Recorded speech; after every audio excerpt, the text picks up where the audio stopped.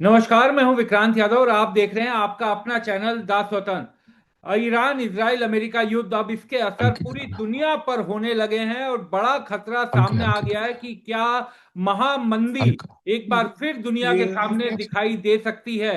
ये महामंदी नहीं पूरी पीला करो। दुनिया को अपनी चपेट में ले लेगी। क्या ऐसा बस। संकट अब खड़ा हो गया है? हमारे साथ बात करने के लिए मौजूद हैं वित्तीय विशेषज्ञ, फाइनेंशियल एक्सपर्ट शरद कोहली जी। शरद जी, बहुत बहुत स्वागत है द स्वतंत्र पर। नमस्कार विक्रांत, आपको स्वतंत्र के सभी फॉलोअर्स व्यूअर्स सब्सक्राइबर्स को मेरा अभिनंदन। शरद जी, ये देश में फरवरी का जो आंकड़ा आया है बेरोजगारी का, ये तो डराने वाला है। 4 महीने में हाईएस्ट, जनवरी से भी ज्यादा बढ़ गया है। तो क्या अब इसका असर, बाहर का असर दिखने लगा है क्या डाटा में भी? बिल्कुल, देखिए, जितने भी मैंने पॉडकास्ट पिछले 3-4 महीने में किए हैं, युद्ध तो अभी शुरू हुआ है, 2 हफ्ते से थोड़े हाँ। फालतू हुए हैं। आप अगर मेरे पॉडकास्ट निकाल के देखेंगे तो सबसे पहले मैं वो व्यक्ति था जिसने कहा था कि हम इस साल मंदी हमको देखने को मिल सकती है। हम्म। तो मैंने तो वैश्विक मंदी की बात की थी, मैंने भारत में मंदी का ये भी बोला था कि भारत में इसका असर कम होगा। हम्म। पर ऐसा हो नहीं सकता कि हम पे बिल्कुल असर ना हो, ये तो नहीं हो सकता, क्योंकि हम भी दुनिया का हिस्सा हैं और उसका रिपलिंग इफेक्ट, कैस्केडिंग इफेक्ट कुछ ना कुछ तो भारत में आएगा। अभी मुझे लग रहा है ये जो आंकड़े आए हैं इसको बहुत ज्यादा अलार्मिंग तो नहीं है, पर हाँ, पहले के मुकाबले बिल्कुल आपने ठीक कहा। जनवरी से कंपेयर करें, हम दिसंबर से कंपेयर करें, पिछले महीनों पे जाएं हम्म। तो उससे फालतू आए। असल में इन आंकड़ों में एक प्रॉब्लम और भी है, दोनों तरीके से प्रॉब्लम है, पॉजिटिव भी नेगेटिव भी।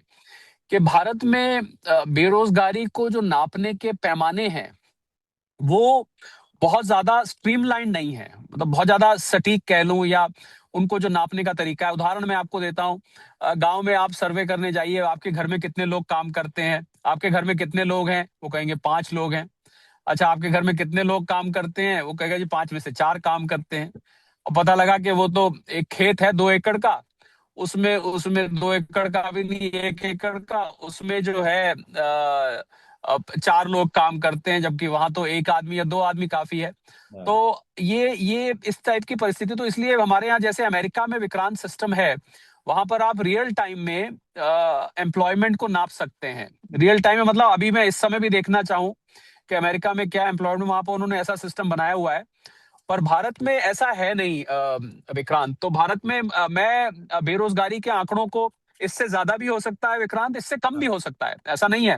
मैं ये भी कह रहा हूं कि इससे ज्यादा भी हो सकता है हम्म। और शायद इससे कम भी हो सकता है। अच्छा, रूरल वर्सेस वर्सेस अर्बन में फर्क होता है, हाँ। सेमी रूरल में फर्क होता है, टियर 2 टियर 3 सिटीज में फर्क होता है। तो भारत में इतनी विविधताएं हैं, इतने इतने वेरिंग सेगमेंट्स हैं कि बहुत कठिन है किसी भी बेरोजगारी के आंकड़े को ट्रस्ट करना। मैं दोनों तरफ बोल रहा हूँ, ये हम्म। जो आया इससे ज्यादा भी हो सकता है और शायद इससे कम भी हो सकता है। हम्म। पर हाँ, ये जरूर है कि वैश्विक मंदी का असर, क्योंकि बहुत सारे लोग अपने प्रोजेक्ट टाल देते हैं। मैं उदाहरण आपको देता हूँ, जैसे कैपिटल फॉर्मेशन कुछ हद तक रुक गई है। जी। क्षमा करें, कुछ आंख में मैंने लगता है। तो कैपिटल फॉर्मेशन रुक गई है क्योंकि बहुत सारे आईपीओ आने थे, वो टल गए हैं। अब देखिए, एक आईपीओ आता है, मान लीजिए आईपीओ आता है 500 करोड़ का, मैं उदाहरण ले रहा हूँ, या 1000 करोड़ रुपए का। और वो 1000 करोड़ रुपए जब मार्केट से कलेक्ट किए जाते हैं, तो उसको कलेक्ट करने के बाद वो पैसा कहीं फैक्ट्री में, किसी ऑफिस में, किसी चीज में लगता है, जिससे लोगों को फिर एम्प्लॉयमेंट मिलनी शुरू होती है। तो बहुत सारे आईपीओ पिछले 2-3 हफ्ते में पोस्टपोन कर दिए गए हैं, आपको शायद मालूम होगा। और ये हजारों करोड़ के आईपीओ हैं, कुछ एक इसमें बड़े आईपीओ भी हैं। तो आईपीओ का टल जाना आपकी कैपिटल फॉर्मेशन या कैपिटल रेजिंग जो होती है, उस हाँ। पर सीधा सीधा असर डाल देता है, आप समझ रहे हैं। तो इस प्रकार से कुछ लोग अपनी फैक्ट्री एक्सपेंशन देखते हैं। अच्छा, मुझे ऐसा पता लगे कुछ रियल एस्टेट प्रोजेक्ट्स जो हैं वो भी टाल दिए गए हैं, मैं नाम नहीं लूंगा यहाँ पर। कुछ बड़े बिल्डर्स ने अपने रियल एस्टेट लॉन्चेस अब टाल दिए, क्योंकि क्या होता है कि अब देखिए, युद्ध भारत में नहीं हो रहा है, हाँ। भारत में सिर्फ तेल तेल और एनर्जी रिलेटेड प्रभाव है। ये तो हम्म। आप मानेंगे, अभी तो थोड़ा सा रुपया कमजोर हुआ है युद्ध शुरू होने के और बाद में, करीब 1-1.5 रुपए का फर्क है, थोड़े हमारे इंपोर्ट्स पे फर्क पड़ा है। पर क्या होता है कि ओवरऑल जो सेंटिमेंट है, आप हम्म। दो बिजनेसमैन बात करेंगे, कहेंगे हम्म। अभी रुक जाओ यार, अभी ये माहौल थोड़ा ऐसा ही है, आम भाषा में ऐसा, अभी थोड़ा माहौल खराब है, हाँ। इसको ठीक हो जाने दो। तो वो टाल मटोल आपको देखिए। हालांकि ये जो आंकड़े आए हैं, ये अभी 2 हफ्ते के आंकड़े नहीं है, ये पुराने आंकड़े हैं। पर आगे आपको ये नंबर और ज्यादा एडवर्स होते दिख सकता है। हम्म। तो शरद जी, क्योंकि अब तो तेल के दाम जिस तरीके से पूरी दुनिया को चिंतित कर रहा है, हॉर्मोज खुलते हुए कोई संभावना दिखाई नहीं दे रही, ईरान ने बहुत ही तगड़ा रुख अपना लिया है। तो ये तेल का जी। जो संकट है ये तो बढ़ता हुआ दिखाई दे रहा है ना। 2 शिप के आने पर हम लोग बड़े खुश हो गए थे, और देश के लिए अच्छी बात भी है कि 2 शिप आए। लेकिन अब ये भी क्लियर हो गया है कि ऐसा नहीं है कि रास्ता एकदम क्लियर खुल गया है हमारे लिए भी। वो शिप टू शिप बातचीत होगी, और हर शिप के बारे में एक एक करके जैसा बातचीत में निकलेगा वैसा रास्ता निकलेगा। तो तेल और डीजल के दाम भी बढ़ने का बड़ा संकट सामने दिखाई दे रहा है। अगर कितने दिन तक ये कंपनियां रुकेंगी, क्योंकि ये कंपनियां नुकसान तो झेलने वालों में से है नहीं। फायदा तो लंबे समय से ये लोग कमा रहे थे, लेकिन नुकसान झेलते वक्त तो ये नहीं करेंगे। हालांकि 1 महीने तो इसलिए बच सकते हैं कि चुनाव सामने है। अब बड़ा अच्छा आपने सवाल पूछा। 22 कंटेनर हैं टोटल हाँ विक्रांत, जो हमारे अटके हुए हैं स्ट्रेट ऑफ हॉर्मूज के उस पार। हाँ और इन 22 कंटेनर्स को रास्ता मिलेगा नहीं मिलेगा। 2 कंटेनर हमारे एलपीजी के आ गए, जिससे हाँ थोड़ी सी राहत मिलेगी। अगले 1-2 दिन में आपको सप्लाई नॉर्मल आती दिखाई देगी, जब तक ये मुंद्रा पोर्ट से, खंडाला पोर्ट से ये वितरण शुरू हो जाएगा। ये तो रही बात, पर हमें ये नहीं भूलना चाहिए कि एलपीजी और क्रूड की सप्लाई एक कांस्टेंट प्रोसेस है। हाँ ऐसा नहीं कि दो दो आ हाँ गए बिल्कुल। तो उसके हाँ बाद हम आराम से बैठ जाएं। तो अभी किस करवट ऊंट बैठेगा, ऊंट हाँ से यहाँ मेरा मतलब ईरान से है। स्ट्रेट ऑफ हॉर्मूज को जिन्होंने रोक रखा है उनसे है। तो ये तो समय बताएगा कि वो आने देंगे कि नहीं आने देंगे। पर ये सच है कि भारत में एक क्रूड ऑयल का बैरल जो भारत को कॉस्ट कर रहा है, वो हाँ आपको हैरानी होगी, 102 $103 नहीं है जो प्राइस है, हाँ $136 कॉस्ट करता है। क्योंकि उसमें जब आप फ्रेट मिला देते हैं, सब कुछ मिला देते हैं, तो $136। तो ऑलरेडी ये जो ऑयल मार्केटिंग कंपनीज हैं हम्म, विक्रांत, हाँ जिसमें इंडियन ऑयल है, भारत पेट्रोलियम है, हिंदुस्तान पेट्रोलियम है, जो 3 मुख्य ऑयल कंपनी, इसके अलावा 1-2 प्राइवेट भी हैं। इनको इन्होंने पिछले कुछ समय से अच्छा मुनाफा कमाया। जब हाँ $60 तक आ गया था क्रूड, तो कीमतें तो पेट्रोल डीजल की यही थी। तो वो इन्होंने एक तरह से, और शायद बहुत से लोग इसको आलोचना करते रहते हैं, पर वही आज जब ये महंगा ले रहे हैं, तो वो जो इन्होंने मुनाफा कमाया वो अब ब्लीड हो रहा है। वो सारा का सारा जो है, वो जो प्रॉफिट मार्जिन जा रहा है। और मुझे लगता है विक्रांत, एक मैं इंटरेस्टिंग बात बोलने जा रहा हूँ, जी। और आप बताइएगा, और लोगों के भी मैं कमेंट चाहूंगा इस पे। ये जो हाँ ऑयल मार्केटिंग कंपनीज हैं, हाँ Hindustan petroleum, Bharat petroleum, Indian oil, ये सोच के देखिएगा कि क्या ये, अगर ये मुनाफा कमाने वाली कंपनीज हैं या ये लोगों की सेवा में है। हाँ क्यों, ये मैं सवाल क्यों कर रहा हूं? क्योंकि ये एक तो शेयर मार्केट में लिस्टेड है।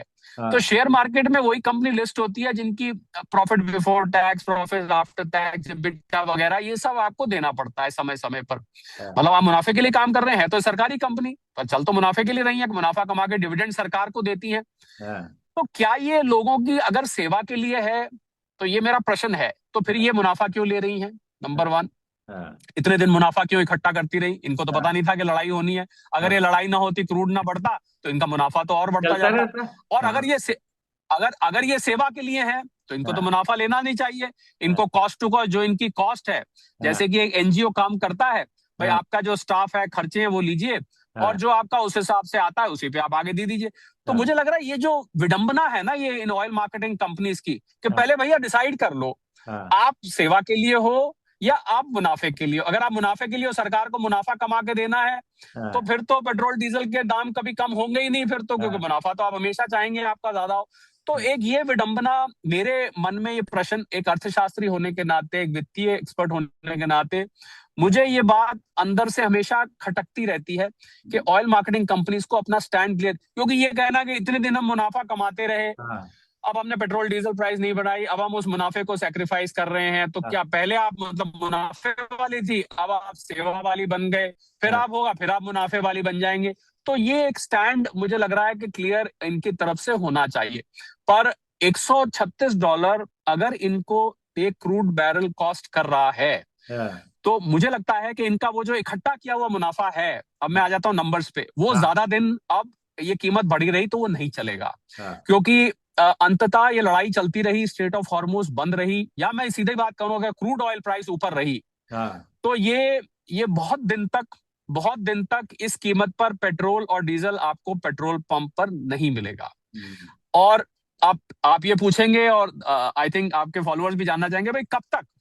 तो ये हाँ देखिए, लड़ाई में, जैसा मैंने पहले भी कहा था कि लड़ाई में, युद्ध में ये कहना बहुत कठिन होता है कि कल क्या होगा। हाँ हो सकता है ट्रम्प साहब के आप बयान सुन रहे हैं, और हाँ नेटो को उन्होंने आह्वान किया, आ जाओ, तुम हाँ हमारी मदद नहीं कर रहे, हमने तुम्हारी मदद यूक्रेन में करी थी, तुम हमारी मदद नहीं कर रहे हो, मेरे बस की नहीं है, हमसे तो ना हो पाएगा। ट्रम्प साहब ने हाँ एक तरह से कह दिया, हमसे तो ना हो पाएगा।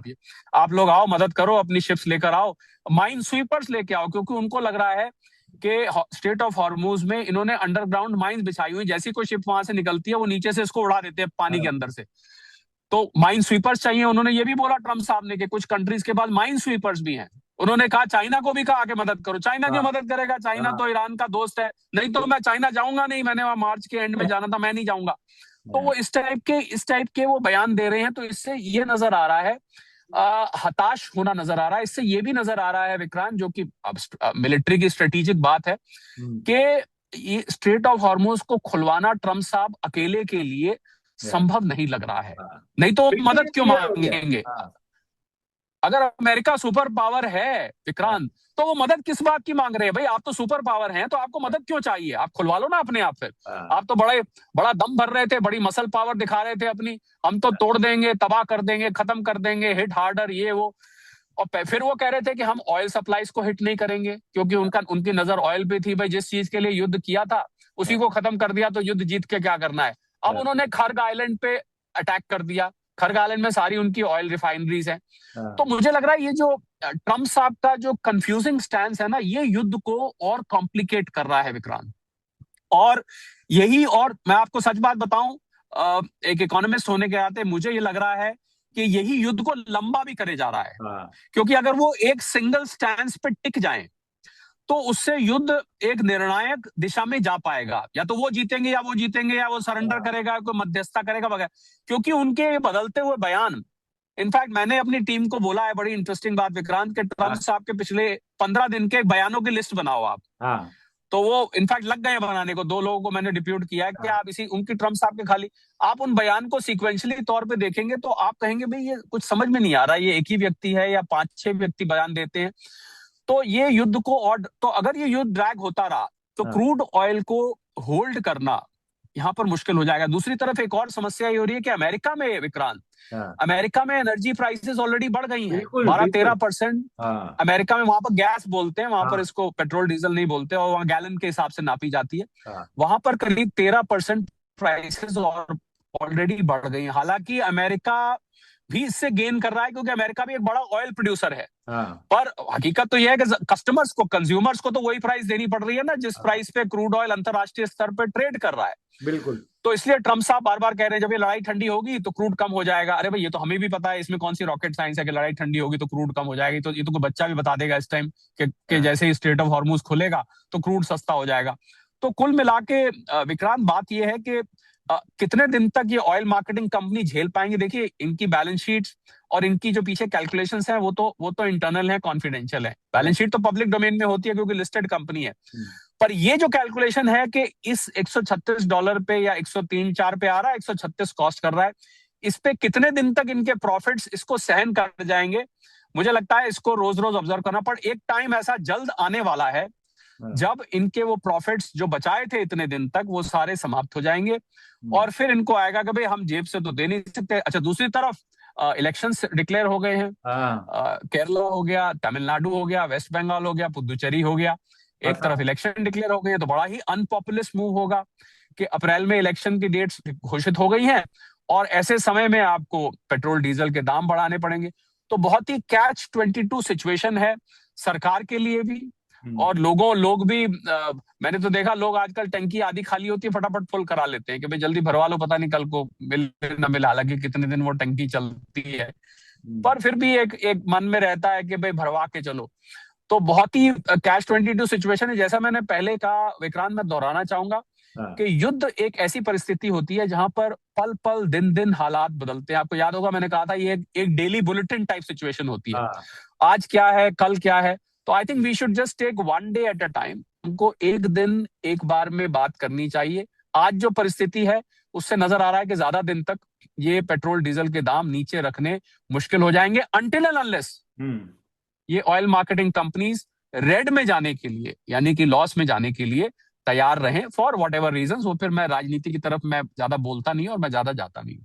लेकिन राजनीति आप क्योंकि समझते हैं सर, लगातार आप राष्ट्रीय अंतर्राष्ट्रीय विषयों पे सब बोलते हैं, एक चुनाव तक तो थोड़ा हिंदुस्तान में इस तरीके के कदम लेना मुश्किल होते हैं, लेकिन शरद जी, चुनाव के जैसे ही चुनाव हो जाएगा उसके बाद तो ये कंपनियां, बड़ा मुश्किल हो जाएगा इनके लिए अपने आप को रोक पाना। अगर युद्ध चलता रहा तो हाँ। बिल्कुल आप हाँ। ठीक कह रहे हैं। जैसे अगर युद्ध चलता रहा तब तक, और युद्ध या और बिगड़, देखिए तीन ही पॉसिबिलिटी, या तो युद्ध रोक, चार पॉसिबिलिटी, या तो हाँ। युद्ध रुक जाएगा, हाँ। या युद्ध जैसे चल रहा है वैसे चलता रहेगा, या इससे इससे भी ज्यादा बिगड़ जाएगा, या हाँ। हो सकता है थोड़ा सा कंपैरेटिवली शांत हो जाए। ये चार हाँ। पॉसिबिलिटीज मुझे नजर आती हैं। हाँ। इन चारों पॉसिबिलिटीज में निर्णय इन ऑयल मार्केटिंग कंपनीज का अलग अलग होगा। हाँ। और युद्ध की भी क्यों बात करें, हम तो सीधा, मुझे लग रहा है इस समय लोग ये नहीं देख रहे कि युद्ध में कहाँ कौन सा बॉम्ब गिरा, कितने हाँ। लोग मरे, हाँ। कितने लोग, कितनी कौन सी बिल्डिंग तबाह हुई, ये लोग कम देख रहे हैं। हाँ। लोग ज्यादा स्ट्रेट ऑफ हॉर्मूज पे नजर बनाए हुए हैं, क्योंकि ये गैस की लाइनों ने आई हाँ। थिंक लोगों को हॉर्मूज की याद दिला दी, जहां लोग कभी गए नहीं। भैया कौन सी स्ट्रेट ऑफ हॉर्मूज है जो हमारे लिए गैस का संकट लिया है, हमें लाइनों में खड़ा करवा दिया। हाँ। लोगों ने कालाबाजारी शुरू कर दी, जमाखोरी करी कर ली। एक स्ट्रेट जो यहाँ से 2000 किलोमीटर दूरी, 2-2500 किलोमीटर, 2500 किलोमीटर, 3000 किलोमीटर के बीच में वो दूरी हाँ। है। मैं स्ट्रेट के ऊपर से कई बार गुजरा हूँ। हाँ। बहुत बार मुझे मौका मिला दुबई से टेक ऑफ करके और उस तरफ जाने का, तो मैंने ये स्ट्रेट नीचे जहाज से देखी हुई है, पानी के जहाज से तो नहीं, पर हवाई जहाज से नीचे जरूर देखी हुई है। तो लोगों को मौका मिला तो I think straight of Hormuz पे नजर रखिए। और स्ट्रेट ऑफ हॉर्मूज पे जो हालात बन रहे हैं, हाँ। ट्रम्प साहब जिस प्रकार से बयान पे बयान दे रहे हैं स्ट्रेट ऑफ हॉर्मूज पे, और क्रूड ऑयल की प्राइस ने जिस प्रकार परेशान किया हुआ है लोगों को, हाँ। उससे लग रहा है कि कुछ जल्दी होगा, दिस वे और दैट वे। विक्रांत। शरद जी, एक और चीज मैं आपसे समझना चाहूंगा, शेयर बाजार की हालत खराब है, हालांकि थोड़ा सा कल सुधरा था, और ये नहीं, थोड़ा बहुत सुधरना ये बाजार का ठीक होना नहीं माना जा सकता। एक चीज मैं आपसे समझना चाहता हूं कि फरवरी के महीने में जो एसआईपीज हैं वो डिसकंटिन्यूड हुए हैं करीब करीब 49.7, लेकिन 65.7 लाख नए भी आए हैं। तो ये क्या खेल हुआ है कि 50 लाख के करीब लोग डिसकंटिन्यू करते हैं? तो क्या कमजोर दिल वाले बेचारे डर के निकल गए हैं क्या? बिल्कुल, एक तो वही है क्या? जिन्होंने हिम्मत हार दी, जिनमें पेशेंस नहीं थी, और उनको, उन्होंने, ये वो थे जिन्होंने हायर लेवल पे एंट्री करी थी, हम्म। या जिन, तो उनको लगा भाई अब ये आगे पहले ही घाटा हो गया और ज्यादा घाटे को रोक लें। और जो नए आए हैं वो बहुत इंटरेस्टिंग है, क्योंकि वो लोअर लेवल से घुसे हैं। हाँ। और मुझे लग रहा है जिन्होंने बंद किए, अनलेस कि उनके पास कोई फाइनेंशियल इमरजेंसी थी, हाँ। पैसे की किल्लत हो गई थी, कोई और खर्च सिर पे आ गया था, कोई ईएमआई उन्होंने नई ले ली थी, अनलेस की ऐसी बात थी, तो उनको बंद करना नहीं चाहिए था। देखिए SIP, you sip every time you dip. हाँ। आप एसआईपी सिप खोलते हैं, चाय सुर सुर वो टिप क्या टिप करके वो पीते पीते हैं। हैं ना, आवाज हाँ। निकाल के सुर करके पीते हैं। आपको सिप को धीरे धीरे लेना है। और मैं फिर दोहराना चाहूंगा ये बात सभी आपके फॉलोअर्स, व्यूअर्स, सब्सक्राइबर्स को, एसआईपी में वही आए जो लंबी रेस का घोड़ा हो। हाँ। एसआईपी प्लीज थोड़े टाइम के लिए मत करिए, हम्म। क्योंकि अगर आप करेंगे तो बीच बीच में ऐसी सिचुएशन आएगी, हाँ। और उसमें फिर आप निकल जाएंगे, तो आपने तो जो असली मलाई थी उसकी, वो तो आपने छोड़ दी, हाँ। आपने तो उल्टा अपना नुकसान कर लिया। तो हम्म। एसआईपी में मुझे लगा, और मार्केट्स की जहां तक बात है, मार्केट से सीधा रिलेटेड ये सवाल है, हाँ। मार्केट्स की जहां तक बात है, मुझे लग रहा है मार्केट को ना अनिश्चितता पसंद नहीं आ रही है, जो पता नहीं लग रहा है क्या होगा। मैंने जो आपको पहले कहा था, बुरी खबर मार्केट पचा लेता है पर अनिश्चितता पचाता नहीं है। हाँ। आज जो आपको दिखा वो एक हल्का सा, एक, इसको रैली नहीं कह सकते, बाउंस बैक है, क्योंकि हाँ। शॉर्ट कवरिंग ज्यादा हो जाती है, तो उसको जो मंदड़िए हैं, जिनको हाँ। मार्केट की भाषा मंदड़िए कहते हैं, बियर्स होते हैं, वो हाँ। अपनी पोजीशन को कवर अप करके और अपना प्रॉफिट बुक करते हैं। ये एक बाउंस बैक है, क्योंकि ये तो हो नहीं सकता विक्रांत के, मिसाइल्स चल रही हैं, ड्रोन चल हाँ। रहे हैं, बम गिर रहे हैं और मार्केट सेलिब्रेट कर रही है, तो हो नहीं सकता। क्रूड ऑयल की प्राइस कहाँ पहुंची हुई है। हाँ। तो ऐसे में हम ये उम्मीद रखें कि अब मार्केट घूम गई, अब मार्केट रैली में आ गई, तो हो ही नहीं सकता ये। कम से कम अगर देखिए, रशिया यूक्रेन युद्ध भी 22 में शुरू हुआ, हाँ। उसको भुला दिया था मार्केट ने, ऊपर हाँ। जाने लगी थी। पर मार्केट जो यहाँ नहीं भुला पा रही है, वो स्ट्रेट ऑफ हॉर्मूज को, क्रूड ऑयल को नहीं भुला पा रही है। इस जी। समय आपको सच बात बताऊं कि युद्ध से ज्यादा स्ट्रेट ऑफ हॉर्मूज में जो ऑयल का संकट बन गया हाँ। है, इससे मार्केट्स ज्यादा परेशान है। युद्ध में जैसा मैंने कहा कितने लोग मर रहे हैं, कौन सी बिल्डिंग गिर रही है, कहाँ दुबई में डीआईएफसी के पास बम गिरा, यहाँ कतर में गिरा, ये ठीक है, एक खबर है, आप सहानुभूति जता सकते हैं जो दुबई में आपके जानकार रहते हैं उनके साथ। आप ये कह सकते हैं अरे दुबई तो डूबा, अरे दुबई तो गया, पर इससे ज्यादा आप और कुछ रिएक्ट नहीं करते हैं, कर भी क्या सकते हैं। हाँ। पर मार्केट जो है वो स्ट्रेट ऑफ हॉर्मूज को बहुत ज्यादा डिस्काउंट कर रही है और बहुत ज्यादा उससे कंसर्न है। ऑयल का संकट धीरे धीरे करके जो रिजर्व्स हैं देशों के, विक्रांत, वो रिजर्व्स धीरे धीरे करके डिप्लीट हो रहे हैं, समाप्त हो रहे हैं। जो सस्ते दाम पे खरीदा हुआ था वो अब धीरे धीरे खत्म होता जा रहा है। अब आपको, अब अगर रिजर्व बिल्ड करने हैं तो आपको ये महंगे वाले से करने पड़ेंगे। हाँ। और महंगे वाले से रिजर्व बिल्ड करने का मतलब है कि आप आगे के लिए अपने लिए लॉस की परिस्थिति, लोगों का, देशों के ट्रेड बैलेंस बिगड़ रहे हैं, सारा हिसाब किताब जो है बिगड़ रहा है। इस समय जो हमारी परिस्थिति है, करीब $80 बिलियन हमें फालतू देना पड़ सकता है इसके लिए, ऑयल इंपोर्ट के लिए। बहुत बड़ी अमाउंट है, अब जीडीपी का ऑलमोस्ट 2% हो जाता है। पर हम्म। ये सारी परिस्थिति बहुत डायनेमिक है, इवॉल्विंग है, and I think we just need to take one day at a time. You know Vikrant, मैं बहुत निराशावादी साउंड नहीं करना चाहता हूँ, हाँ। पर एक एक दिन करके हम लेंगे तो हम ज्यादा अच्छा समझ पाएंगे। तो बातचीत खत्म करते करते शरद जी, सोने और चांदी का अगर बात ना की जाए तो बातचीत पूरी नहीं होती। तो गोल्ड और सिल्वर, क्या उसमें कुछ दिखाई देता है कि अभी नियर फ्यूचर में कुछ हो सकता है, या और ज्यादा नीचे भी जा सकता है? देखिए, सोने में से जो वो निकलती है ना, एक एक एक चमक निकलती है, एक रे आती है। आप सोने को लाइट के अगेंस्ट रखें तो एक एक रोशनी सी आती है, एक चमक सी आती है। वो इस समय जो रे निकलती है, जो रे, मेरी हिंदी थोड़ी कमजोर है, हाँ। वो रे को क्या कहते हैं, वो हाँ। सीधी इस समय डॉलर वो जो इंडेक्स पे पड़ रही है। चमक जो निकलती है जी। वो सीधी डॉलर इंडेक्स पे उसने अपनी आंख गड़ा के रखी हुई है। हाँ। डॉलर इंडेक्स 100 के आसपास घूम रहा है। हाँ। यही जब सोना अपने पीक पे था, ये डॉलर इंडेक्स 96 पे था। हाँ। और डॉलर इंडेक्स में आपको मैंने पहले भी बताया, ये बहुत बड़ी चाल है 96 से 100 पर पहुंच जाना। और केवल क्रूड ऑयल की वजह से है। कोई डॉलर मजबूत नहीं हुआ है, हाँ। कोई ट्रम्प साहब इतने मजबूत नहीं है। ट्रम्प साहब तो अकेले पड़ गए, अलग थलग पड़ गए, कोई साथ ही नहीं दे रहा। हाँ। हाँ, बिछड़े सभी बारी बारी, एक पुराना गाना मुझे याद आता है गुरुदत्त का, बिछड़े सभी बारी बारी। नेटो भी छोड़ गए, यूके भी छोड़ गया, स्पेन भी छोड़ गया, इटली भी छोड़ गया, फ्रांस भी छोड़ गया, उनके जो पुराने मित्र थे। धीरे धीरे करके ऐसा वो कह रहे हैं, मुसीबत में कोई साथ नहीं दे रहा है, आज मैं ये कर रहा हूँ कोई। तो I think dollar is not strong, dollar की डिमांड ज्यादा हो गई है। हाँ। डॉलर इंडेक्स का मतलब है उन 6 करेंसीज के खिलाफ, क्योंकि आपको क्रूड ऑयल के ज्यादा पैसे देने पड़ रहे हैं, तो आपको हाँ। डॉलर ज्यादा विड्रॉ करना पड़ रहा है। डॉलर ज्यादा विड्रॉ करने से डॉलर इंडेक्स ऊपर जा रही है, क्योंकि 6 करेंसीज के अगेंस्ट ये डॉलर इंडेक्स नापी जाती है। हम्म। और डॉलर इंडेक्स जब जब ऊपर जाएगी, आपको हमने इस पे अलग से भी एक शो किया था, हाँ बिल्कुल। सोना नीचे आएगा। अब हाँ। फिर मैं दोहरा देता हूं जो मैंने पिछली बार कही, एक चेन। हाँ। Crude oil straight of Hormuz खुलेगी, क्रूड ऑयल नीचे आएगा। क्रूड ऑयल नीचे आएगा, सोने डॉलर की डिमांड कम होगी। हाँ। डॉलर की डिमांड कम होगी, डॉलर इंडेक्स नीचे आएगी। जैसे ही डॉलर इंडेक्स नीचे आएगी, वैसे ही आप सोने चांदी को ऊपर जाता देखेंगे। तो मुझे मुझे तो, आप सच पूछे विक्रांत, व्यक्तिगत तौर पर, मैं व्यक्तिगत तौर पे कह रहा हूँ, निवेश की सलाह तो लोगों को अपने इन्वेस्टमेंट एडवाइजर से लेनी चाहिए। मुझे लग रहा है सोने चांदी के जो शौकीन हैं निवेश के, उनके लिए ये $5,000 के आसपास का जो स्तर है, हाँ। ये बहुत ही अट्रैक्टिव स्तर है। हाँ। इससे नीचे अगर जाता भी है, देखिए, अगर हम लोग स्टॉक मार्केट में और निवेश की दुनिया में एक एक फॉर्मूला यूज करते हैं कि हाँ। डाउन साइड कितना है और अप साइड कितना अपसाइड है। कितनी? इस समय डाउन साइड मेरे हिसाब से सोने में 5% है।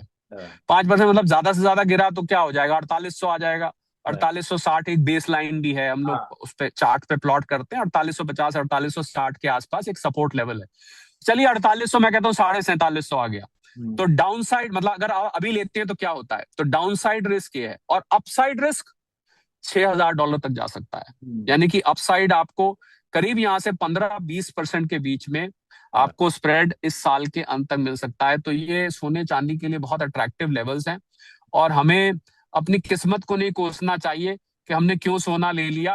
अरे हाँ। भाई, क्यों क्यों ले लिया भैया, विक्रांत पे बुलाते थे एक्सपर्ट्स यहाँ को, लोगों को सब कह रहे थे सोना खरीदो, ये क्या हो गया। वो हाँ। लोग कोसेंगे आपको जिन लोगों ने ट्रेडिंग के लिए लिया है। हाँ बिल्कुल। अगर जिन लोगों ने निवेश के लिए लिया है, हाँ। उनको, आपको 2 साल बाद अगर मिठाई भेजनी मैंडेटरी होगी, कंपलसरी होगी, जी। आपको जूम के थ्रू लड्डू भेजना पड़ेगा कि विक्रांत के यहाँ कोई एक्सपर्ट आया था, मैं नहीं, कोई भी आया था जिसने भी कहा था, हाँ। उसको लड्डू खिलाना पड़ेगा आपको। आप कहेंगे ढूंढेंगे आपको, लो विक्रांत भाई कहाँ गए, आपका चैनल देख के हमने उस टाइम खरीदा था हाँ। और आज देखो $6,000 पहुंच गया। क्योंकि अंडरटोन जो सोने की है वो बुलिश है, और जियो पॉलिटिकल कारण सोने के अनुकूल बने हुए हैं, पर डॉलर इंडेक्स हाँ। इसको ओवरराइड कर रही है इस टाइम। तो बिल्कुल। इसलिए डॉलर इंडेक्स पे नजर गड़ा के रखिए।